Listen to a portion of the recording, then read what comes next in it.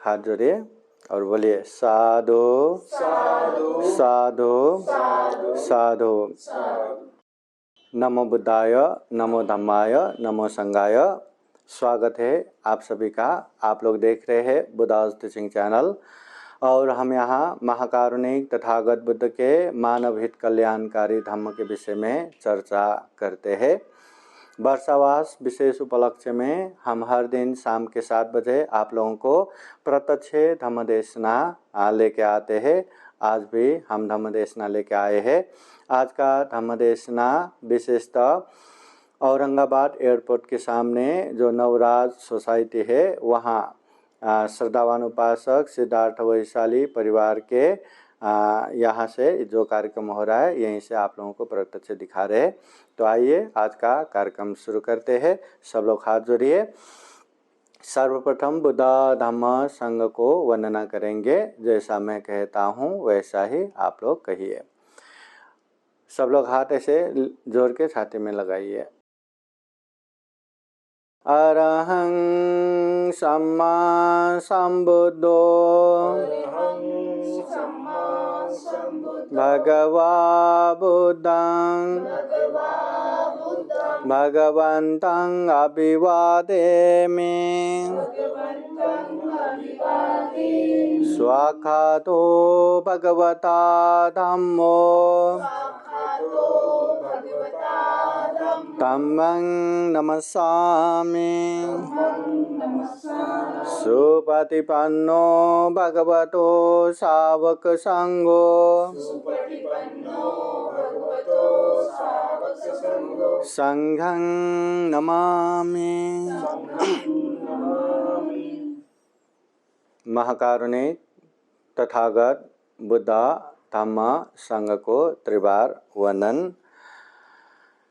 आप सभी के जीवन में बुद्ध का आशीर्वाद रहे, धम्म का आशीर्वाद रहे, संघ का आशीर्वाद रहे, ऐसे कामना करते हैं।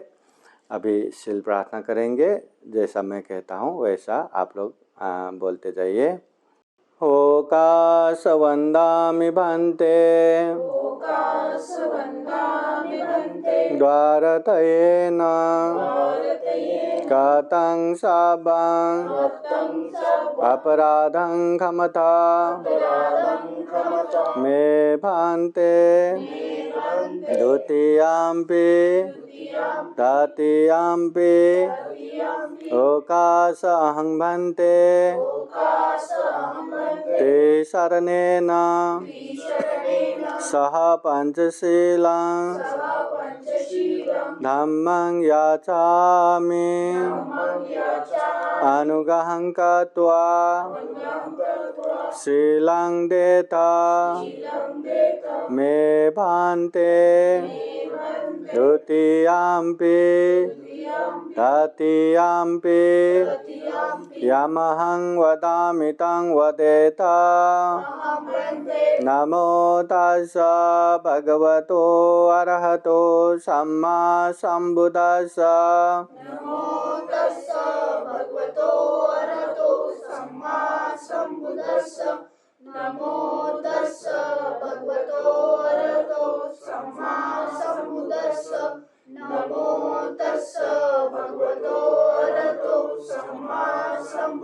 बुद्धं शरणं गच्छामि बुद्धं शरणं गच्छामि धम्मं शरणं गच्छामि धम्मं शरणं गच्छामि संघं शरणं गच्छामि संघं शरणं गच्छामि द्वितीयाम्पि बुद्धं शरणं गच्छामि द्वितीयाम्पि बुद्धं शरणं गच्छामि द्वितीयाम्पि धम्मं शरणं गच्छामि द्वितीयाम्पि धम्मं शरणं गच्छामि द्वितीयाम्पि संघं शरणं गच्छामि द्वितीयाम्पि संघं शरणं गच्छामि तृतीयाम्पि बुद्धं शरणं गच्छामि तृतीयाम्पि बुद्धं शरणं गच्छामि तृतीयाम्पि धम्मं शरणं गच्छामि तृतीयाम्पि धम्मं शरणं गच्छामि तृतीयम्पि संघं शरणं गच्छामि तृतीयम्पि संघं शरणं गच्छामि ते शरणगमनं परिपूर्णं अहं वन्दे पाणातिपाता वेरमणि सिक्खापदं समादयामि पाणातिपाता वेरमणि सिक्खापदं समादयामि आदिन्नदाना वेरमणि सिक्खापदं समादयामि अभिन्नदाना वेरमणि सिक्खापदं समादयामि कामेषु मिच्छाचारा वेरमणि सिक्खापदं समादयामि कामेषु मिच्छाचारा वेरमणि सिक्खापदं समादयामि मुसावादा वेरमणि सिक्खापदं समादयामि मुसावादा वेरमणि सिक्खापदं समादयामि सुरामेरयो मज्जपमादत्थाना वेरमणि सिक्खापदं समादयामि सुरामेरयो मज्जपमादत्थाना वेरमणि सिक्खापदं समादयामि ते शरणेन सह पञ्चशीलं धम्मं साधुकं सुरक्षितं कृत्वा अपमादेन सम्पादेत अहं वन्दे साधु साधु साधु बुद्धं नमामि धम्मं नमामि संघं नमामि धम्मं चरे सुचरितं नतं दुचरितं चरे धम्मचारी सुखं सेति अस्मिन् लोके परामि च। महाकारुणिक तथागत भगवान बुद्ध को त्रिवार वंदना। महाकारुणिक तथागत बुद्ध द्वारा देशित सुआख्यात धम्म को त्रिवार वंदना। महाकारुणिक तथागत बुद्ध के आर्य श्रावक संघ को त्रिवार वंदना। परम पूजनीय बोधिसत्व डॉक्टर बाबा साहब अम्बेडकर और आज के कार्यक्रम में प्रत्यक्ष अप्रत्यक्ष रूप से उपस्थित संपूर्ण श्रद्धा संपन्न बुद्धि संपन्न उपासक उपासिकाएं। महाकारुणिक तथागत बुद्ध कहते हैं धम्मं चरे सुचरितं, जीवन में हमेशा अच्छे धम्म का पालन करो। धम्म तो धम्म, या तो अच्छे धम्म रहता है या तो बुरे धम्म रहता है। धम्म तो धम्म, या तो कुशल धम्म रहता है या तो अकुशल धम्म रहता है। धम्म तो धम्म, कुछ धम्म पालन करने का रहता है, कुछ धम्म छोड़ने का रहता है। तो तथागत बुद्ध कहते हैं जो अच्छे धम्म है, जो कुशल धम्म है, जो पालन करने वाला धम्म है, वो धम्म को अच्छी तरह से पालन करो। चाहे दान देने का शील हो, चाहे शील पालन करना हो, चाहे ध्यान भावना करना हो, चाहे धम्म देशना सुनना हो, चाहे धम्म चर्चा करना हो, चाहे आदरणीय व्यक्ति की आदर सत्कार करना हो, चाहे सेवा करना हो, जितने भी अच्छे अच्छे हैं ऐसे धम्म को पालन करो। फिर तथागत बुद्ध कहते हैं नतं दुश्चरितं चरे, जो भी दुश्चरित्र है, जो भी गलत है, अकुशल है, पाप है, ऐसे अधम्म को पालन मत करो, छोड़ो। हाँ, जितने भी गलत है, अकुशल है, पाप है, उससे दूर रहो। जैसे हिंसा करना ये पाप है, उससे दूर रहो। चोरी करना ये अकुशल है, इससे दूर रहो। काम मिथ्याचार व्यभिचार करना ये गलत है, इससे दूर रहो। झूठ बोलना, असत्य बोलना ये अकुशल पाप है, इससे दूर रहो। सुरामेरय अमल नशा पदार्थ सेवन करना ये अकुशल है, पाप है, इससे दूर रहो। जो भी गलत है, हाँ, चाहे शरीर से गलत करना हो, चाहे वाणी से गलत बोलना हो, चाहे मन से गलत सोचना हो, जितने भी गलत है, अकुशल है, ऐसे अकुशल धम्म को छोड़ो, त्याग करो, दूर रहो। तथागत बुद्ध कहते हैं जो व्यक्ति जीवन में अच्छे धम्म का पालन करते हैं, बुरे धम्म से अलग रहते हैं, ऐसे व्यक्ति को धार्मिक कहते हैं, धम्मचारी कहते हैं। तथागत बुद्ध कहते हैं धम्मचारी सुखं सेति, ऐसे धम्म करने वाले व्यक्ति सुखपूर्वक रहता है। उसको यह मायने नहीं रखता कि उसके पास पैसा है कि नहीं, ये मायने नहीं रखता उसके पास गाड़ी बंगला है कि नहीं, ये भी मायने नहीं रखता कि उसके पास बैंक बैलेंस है कि नहीं। जो धम्म अच्छे से पालन करता है, जो बुरे धम्म से दूर रहता है, ऐसे धार्मिक व्यक्ति सुखपूर्वक रहता है। और सुखपूर्वक भी किस तरह रहता है? अस्मिन् लोके परम च, यहाँ भी सुखपूर्वक रहेगा, वहाँ भी सुखपूर्वक रहेगा, अभी भी सुखपूर्वक रहेगा, बाद में भी सुखपूर्वक रहेगा, इधर भी सुखपूर्वक रहेगा, उधर भी सुखपूर्वक रहेगा। जब तक ये जीवन है इस लोक में भी सुखपूर्वक रहेगा, ये जीवन के बाद का परलोक में भी सुखपूर्वक रहेगा। मतलब जो धार्मिक व्यक्ति है, जो अच्छे धर्म का पालन करते हैं, बुरे धर्म से दूर रहते हैं, ऐसे धार्मिक व्यक्ति जब तक दुख मुक्त निर्वाण प्राप्त नहीं होगा तब तक जहाँ जहाँ रहेगा सुख शांति पूर्वक रहेगा। जैसे जिस तरह के माहौल में रहेगा सुख शांति पूर्वक रहेगा।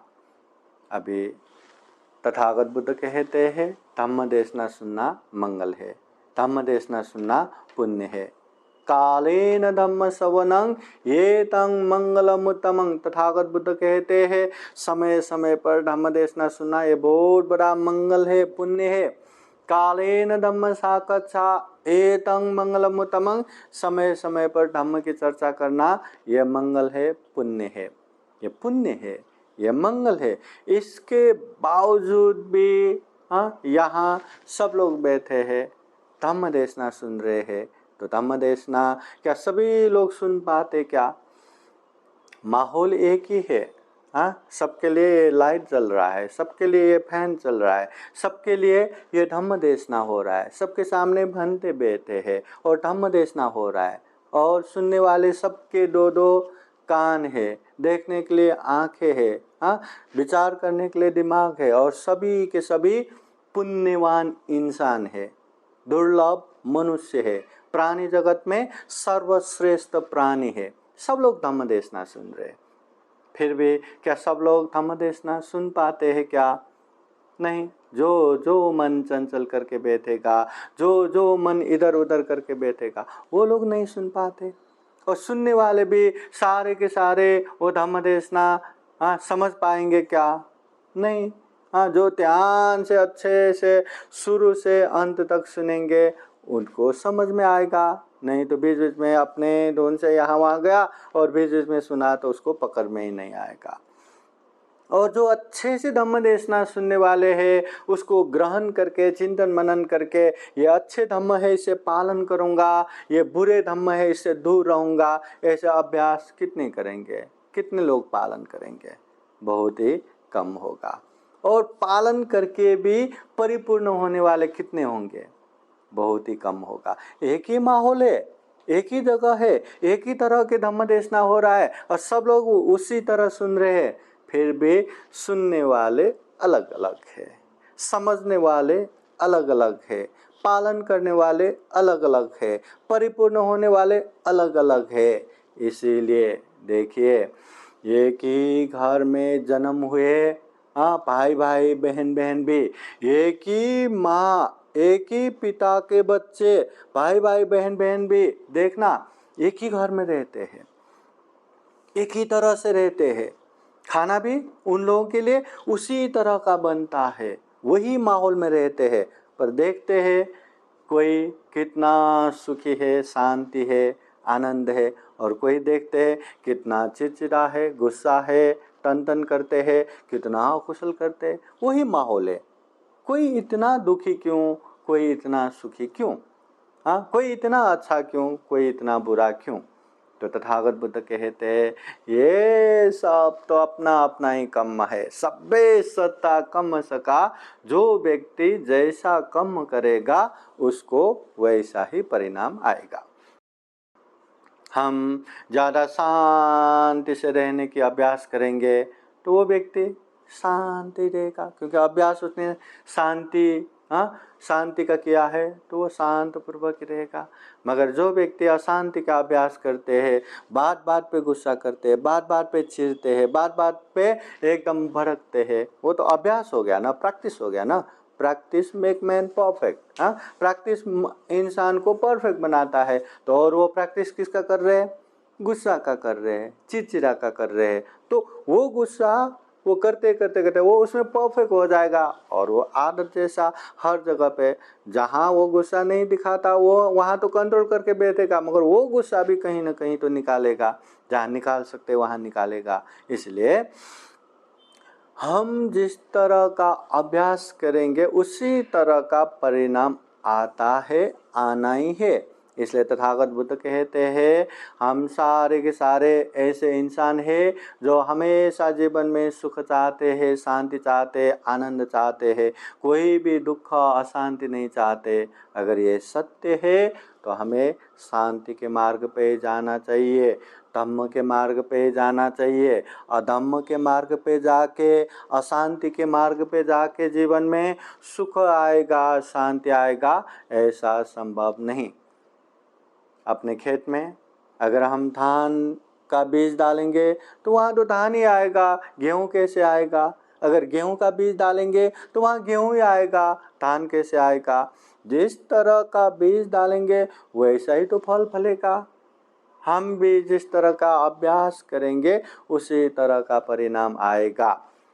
इसलिए माहौल जैसा भी हो, हाँ, जिसके साथ भी रहो, मगर हम कैसे बन रहे, कैसे बनना चाह रहे, वो अपने ही हैंड में है, अपने ही हाथ में है। इसलिए तथागत बुद्ध कहते भी है अत्ता ही अत्तनो नाथो, कोई नाथ हो परोसिया। हम खुद के मालक खुद ही है, कोई हमारे मालक नहीं है।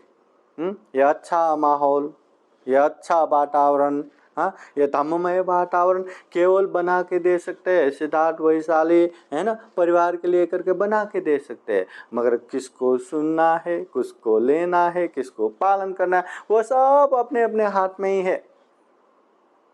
अच्छे जगह पे भी बैठ के अगर मन में लोभ लालच जगा रहा है, मन में द्वेष क्रोध जगा रहा है, मन में अज्ञानता मूर्खता जगा रहा है, तो वो तो अकुशल की तरफ ही जा रहे। अच्छे जगह पे बैठ के भी वो अकुशल हो रहा है। हाँ, और कभी कभी ऐसा माहौल भी रहता है कि वहाँ दारू पीने का पार्टी, हाँ, मतलब वो गलत गलत जगह रहता है।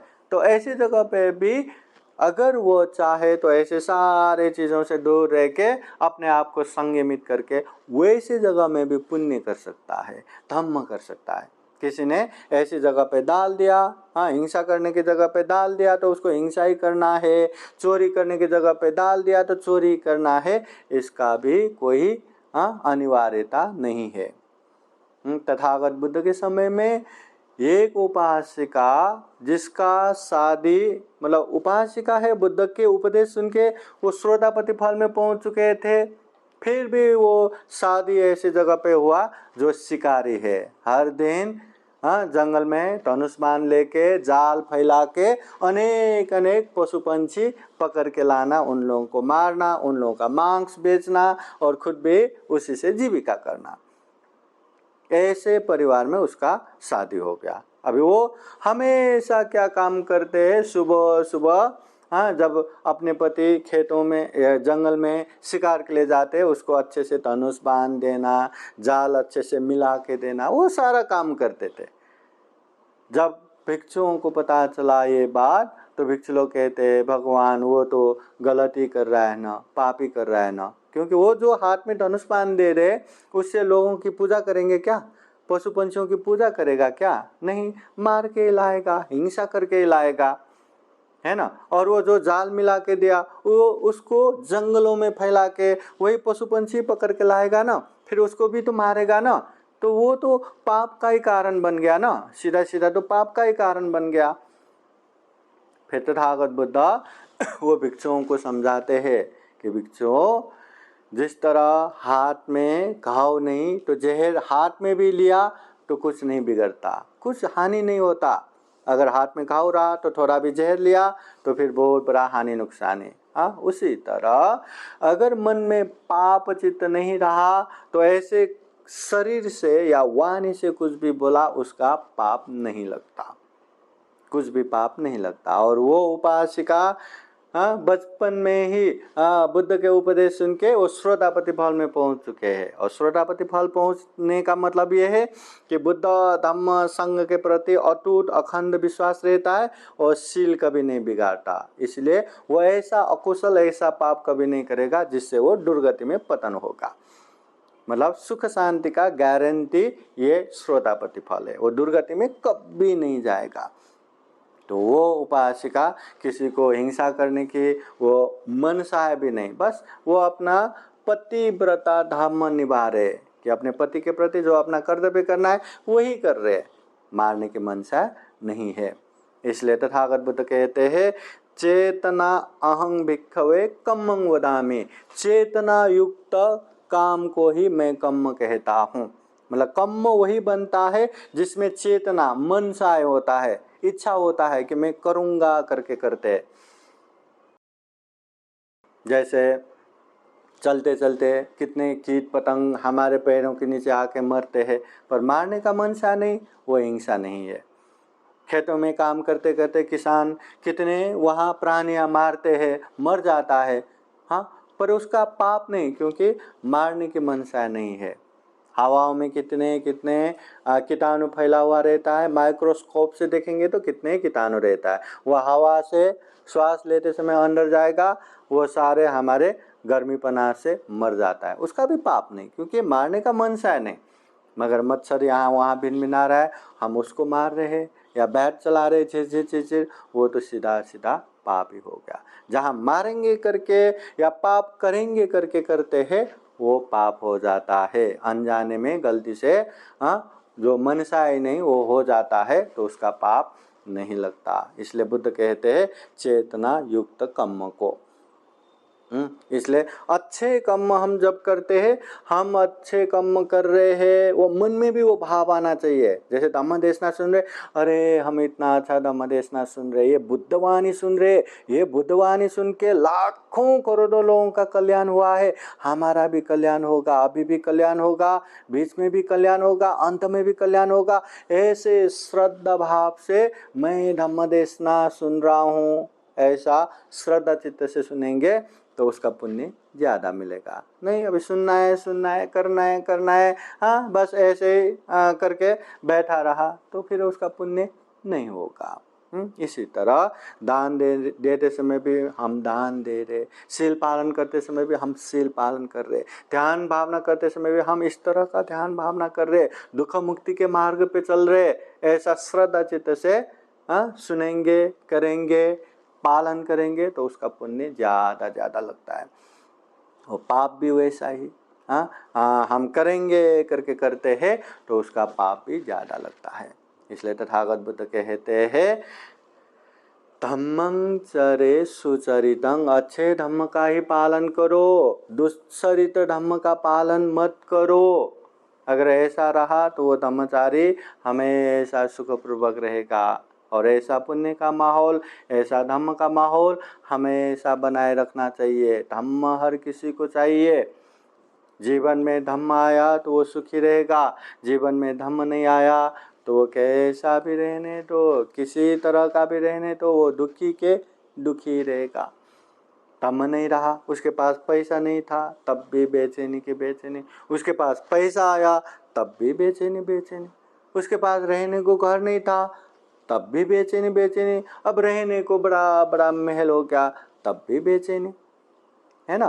वो पहले काम नहीं था तब भी बेचैनी, अभी बड़े से बड़े काम हो गया तब भी बेचैनी। अगर धम्म नहीं रहा तो पैसा होने मात्र से, इज्जत होने मात्र से, बड़े बड़े स्टेटस होने मात्र से सुख शांति नहीं हो सकता। इसलिए धम्म हमेशा साथ में चाहिए। धम्म बोले तो केवल बुद्ध को वंदना करते बैठना, प्रणाम करके बैठना, पूजा पाठ करते बैठना, वो धम्म नहीं है। धम्म क्या है? बुद्ध ने जो दुख मुक्ति का मार्ग बताया, सभी समस्याओं का समाधान बताया, जीवन जीने की कला बताया, वो धम्म को जान के अभ्यास करना। वास्तव में वो धम्म को अभ्यास करना ही बुद्ध के प्रति पूजा है, धम्म के प्रति पूजा है, संघ के प्रति पूजा है। इसलिए हमेशा पूजा दो तरह का है, याद रखना। एक आमिष पूजा, एक प्रतिपत्ति पूजा। आमिष पूजा बोले तो अनेक तरह से हम पूजा करते हैं, फल फूल धूप अगरबत्ती अनेक तरह से बुद्ध को पूजा करते हैं, ये आमिष पूजा हो गया। और प्रतिपत्ति पूजा बोले तो बुद्ध ने जो मार्ग बताया, जो उपदेश बताया, उसको अच्छे से जान के समझ के अभ्यास करना, पालन करना, वो प्रतिपत्ति पूजा। और ये आमिष पूजा से प्रतिपत्ति पूजा कितने कितने महान होता है, उत्तम होता है, श्रेष्ठ होता है। इसलिए हमेशा हमें प्रतिपत्ति पूजा करना चाहिए। हम जब बुद्ध वंदना करते हैं, बुद्ध वंदना करते समय भी हम प्रार्थना करते हैं, इमाय धम्मानुधम्म प्रतिपत्तिया बुद्धं पूजयामि। हम बुद्ध को पूजा करते हैं धम्म अनुसार धम्म आचरण करके। धम्मं पूजयामि, धम्म अनुसार धम्म आचरण करके धम्म को पूजा करेंगे। संघं पूजयामि, धम्म अनुसार धम्म आचरण करके संघ को पूजा करेंगे। इसलिए धम्म आचरण करना बहुत जरूरी है। अगर धम्म आचरण नहीं करेंगे तो कितना भी ये बड़ा धम्म हो, हमारा कोई भी कल्याण नहीं करेगा। प्यासे है हम, खूब प्यास लगा है और नजदीक पूरा का पूरा गंगा बह रहा है। अभी वहाँ नदी में जाके हम वो पानी नहीं पिएंगे तो गंगा का क्या महत्व, उसका क्या मतलब हुआ, है ना। तो गंगा बह रहा है, हम प्यासे हैं, नहीं मैं प्यासा हूँ पर मैं जाऊँगा नहीं, मैं पीऊँगा नहीं। अगर मुझे मेरा प्यास मिटाना है तो गंगा खुद आके मेरे मुंह पे आए तब मैं पीऊँगा। ऐसा करके बैठेंगे तो वो गंगा खुद ब खुद थोड़ी ना मुंह पे आएगा। वैसे ही धम्म तो गंगा की तरह बह रहा है, धम्म अविरल बह रहा है, हमारे आजू बाजू है। बस उसको देखो, पहचानो, ग्रहण करो, अभ्यास करो, जीवन कल्याण ही कल्याण है। जिसने लिया, जिसने पालन किया, वो बहुत सुखी रहा, बहुत ही उसका जीवन सुख शांत में रहा। और जिसने नहीं लिया, पालन नहीं किया, वो अपने आप को बौद्ध कहे या अबौद्ध कहे, क्या फर्क पड़ता है ना। क्योंकि वह धम्म का कोई लाभ ही नहीं है ना, फायदा ही नहीं है ना। अपने आप को बौद्ध करके क्या फायदा, अपने आप को जय भीम वाले करके क्या फायदा। बाबा साहब ने जो रास्ता दिखाया, जो धम्म की दीक्षा दिया, वो धम्म को हम जानेंगे नहीं, हम वो धम्म को सीखेंगे नहीं, हम वो धम्म को पालन नहीं करेंगे। केवल बाबा साहब ने बुद्ध दिखाया और बुद्ध को केवल नमस्कार करके बुद्ध मूर्ति सामने रख के चलने से क्या होगा।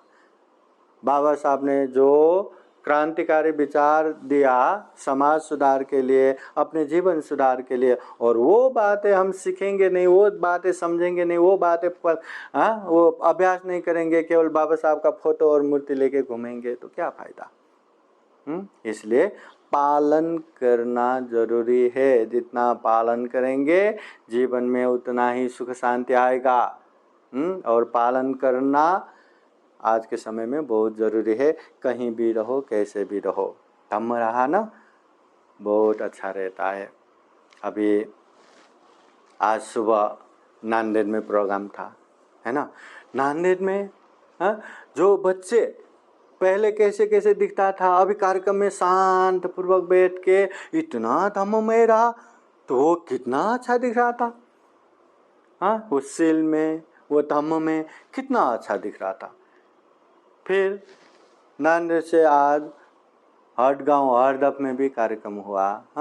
जो पहले अभी बहुत सालों के बाद जाके वहाँ प्रोग्राम किया, जो पहले पंथे को देख के भी भागने वाले, रोने वाले, आज वहाँ पूजने भिक्षु संघ का वहाँ भोजन हो रहा था। और भोजन में वही बच्चे सामने आके, पंथे जी ये डालूं, पंथे जी सब्जी लाऊं, पंथे जी ये रखूं, अरे सब वो कर रहे थे। और इतना अच्छे से बच्चे एक्टिव होके सामने प्रोग्राम में बैठ रहे थे, सब कर रहे थे, इतने प्यारे दिख रहे थे। अभी पहले जैसे नहीं रहा, बहुत प्यारे रहा। आज का ही देखो ना, आज सुबह नांदेड़, फिर उसके बाद भोजन तक वहाँ हटगांव हरदप, फिर उसके बाद यहाँ संभाजी नगर में आके यहाँ फिर से ये कार्यक्रम हो रहा है। इसलिए धम्म रहा तो बहुत अच्छा रहता है। अभी बिरांस का ही देखो, बिरांस जब पहनते आते हैं वो सफ़ेद वस्त्र पहन के ये वो करते हैं, सारे भंते लोग अरे कितने प्यारे बच्चे हैं, बहुत एक्टिव है बोलते हैं, है ना। और ऐसा तममय नहीं रहा तो फिर, है ना। और जब हम वहाँ कार्यक्रम करते हैं, अभी सर्वरी भी ऑनलाइन बोलती है, अनाउंस करती है, ये वो देख के अरे ये सिद्धार्थ की बेटी, हाँ वैशाली की बेटी, और वहाँ सब है उसका तो इतना परसेंटेज आया, अभी डॉक्टर बनने वाली है, ऐसा वैसा बोलेंगे तो सब लोग सब लोग बोलते हैं हाँ बहुत अच्छे हैं, बहुत अच्छा करते हैं, है ना। इसलिए तम्म में होना चाहिए, तम्म नहीं रहा ना किसी के आंखों में आएगा ही नहीं, अच्छा दिखेगा ही नहीं। इसलिए हमें बहुत तम्म में रहना चाहिए। हाँ, सिद्धार्थ भी कितना भी बिजनेसमैन बनो, बिजनेसमैन के साथ साथ धम्म भी साथ में आना चाहिए। तब क्या होगा, खुद के ऊपर काम करने वाले के प्रति भी हम रेस्पेक्ट रख पाएंगे, आदर सत्कार रख पाएंगे। अपने नीचे काम करने वाले को भी जब डांटना है, जब प्यार करना है, एक बैलेंस में रख के धम्म पूर्वक वो काम करा पाएंगे। और जो भी पैसा आया, पैसे के साथ साथ धम्म आना चाहिए, नहीं तो क्या लेके आते हैं, अहंकार लेके आते हैं, ईगो लेके आते हैं, वो अभिमान हमें चकनाचूर कर देता है ना। इसलिए नहीं है तो हीनता नहीं है, तो अहंकार नहीं, बैलेंस में रहना चाहिए। ये बैलेंस में रहा, जितना हम बैलेंस में रहा उतना जीवन सुख शांत में रहेगा। बैलेंस बिगड़ गया, नहीं रहा तो इतना टेंशन, इतना परेशानी, और रहा इतना ईगो, इतना अहंकार भी बहुत खतरनाक है। ये हीनता बोध भी बहुत खतरनाक है। कोई भी कुशल नहीं है, अकुशल ही है, पाप ही है। हाँ, और ये हीनता भाव भी इंसान को लेके दुखता है, ये अहंकार भी लेके दुखता है। इसलिए हमेशा हमें बैलेंस में चलना है, और हमेशा बड़ा बनने से पहले अच्छा इंसान बनना चाहिए। अच्छा इंसान बना तो हर चीज़ में अच्छा बनेगा, बड़ा इंसान तो बनेगा ही। इसलिए तथागत बुद्ध क्या कहते हैं, अपमादो अमत पदं, पमादो मत्सुनो पदं। जो अप्रमाद रहता है ना, होशपूर्वक रहता है, सजग रहता है, सचेत रहता है, अच्छे कामों में लगता है, वो मतलब अमृत पद समान है। मतलब वो मरने के बाद भी जीते हैं, लोगों के दिल में जीते हैं, हमेशा अमर रहते हैं।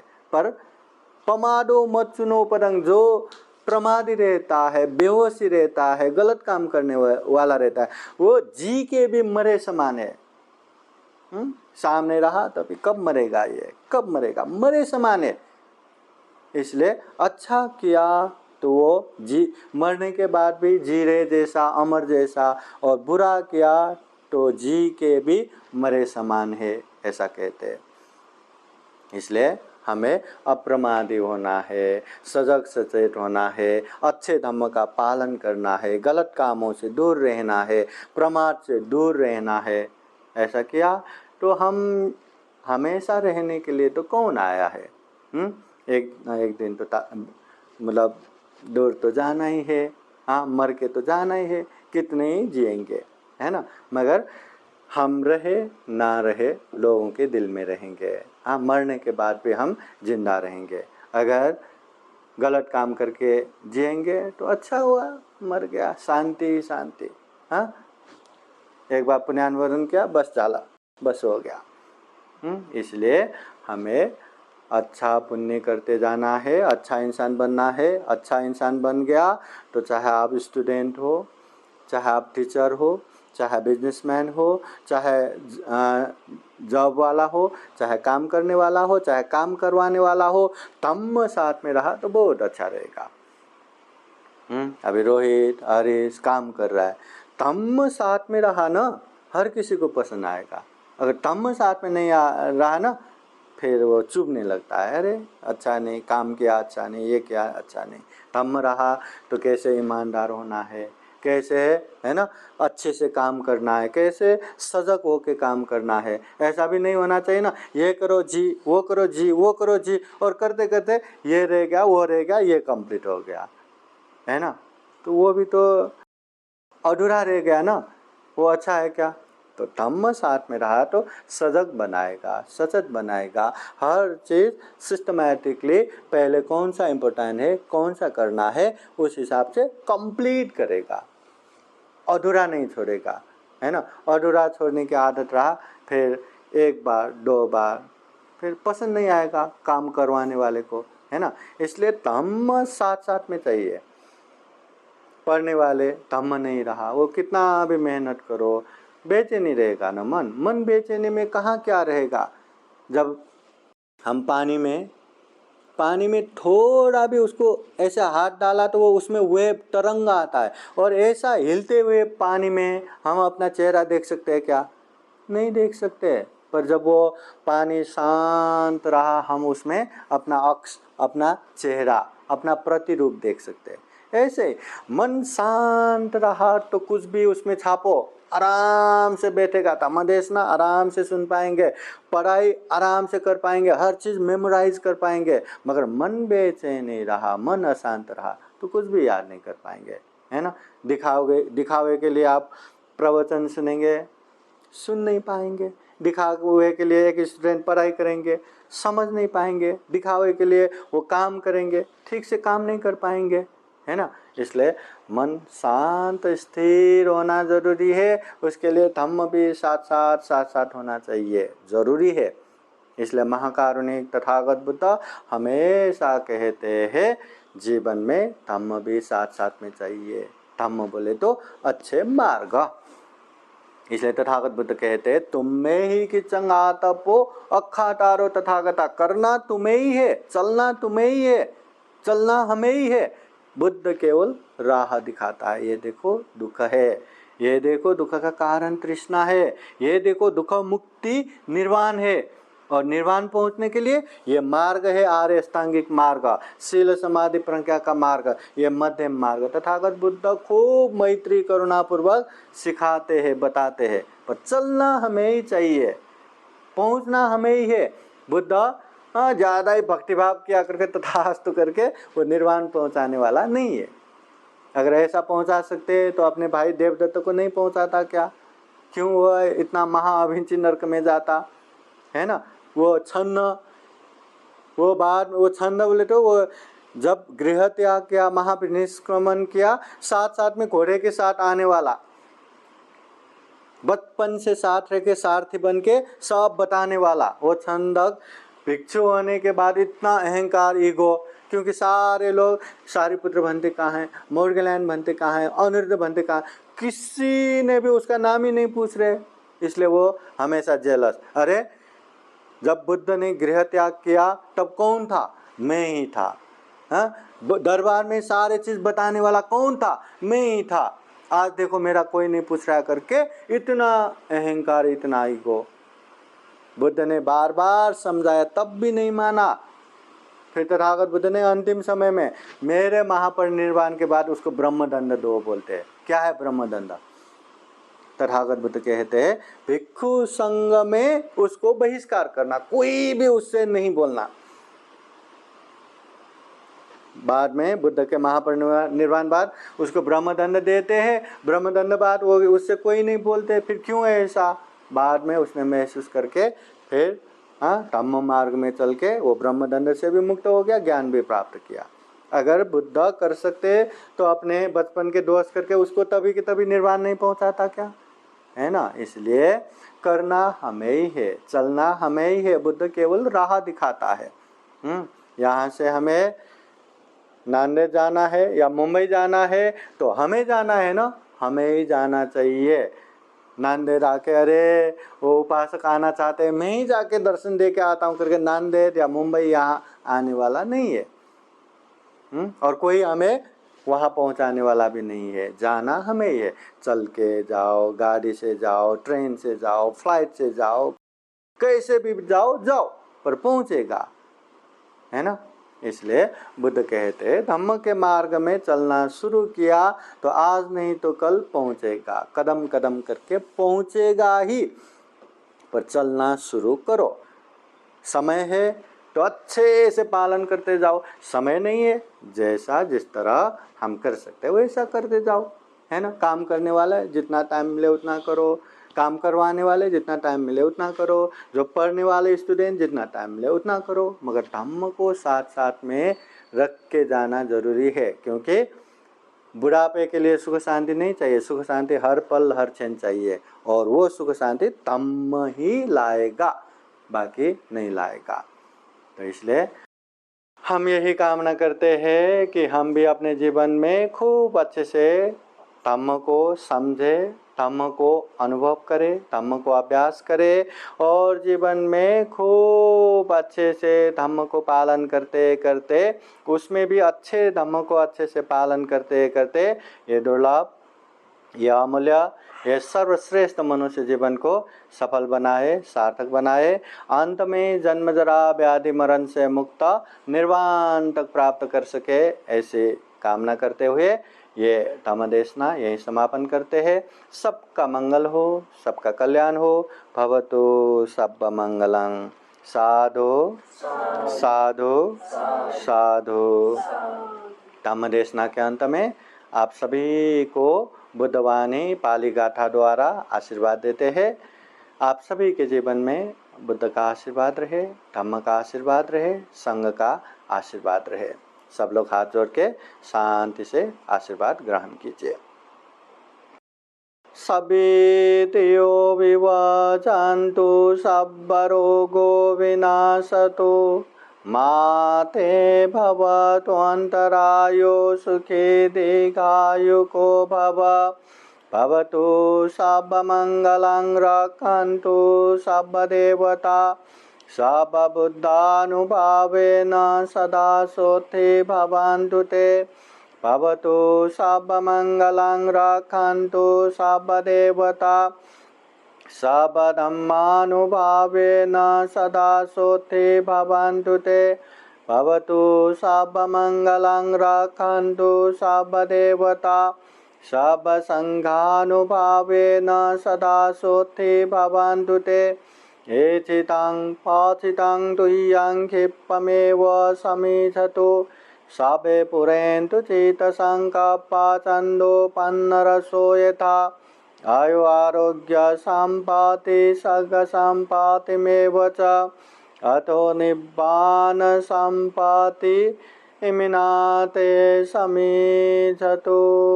साधु साधु साधु। बुद्धं नमामि, धम्मं नमामि, संघं नमामि, अहं वन्दामि सर्वदा। 3 बार।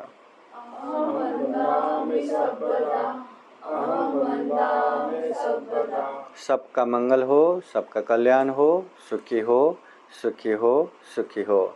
आज का ये कार्यक्रम यहीं संपन्न होता है। मंगल हो। साधु साधु साधु।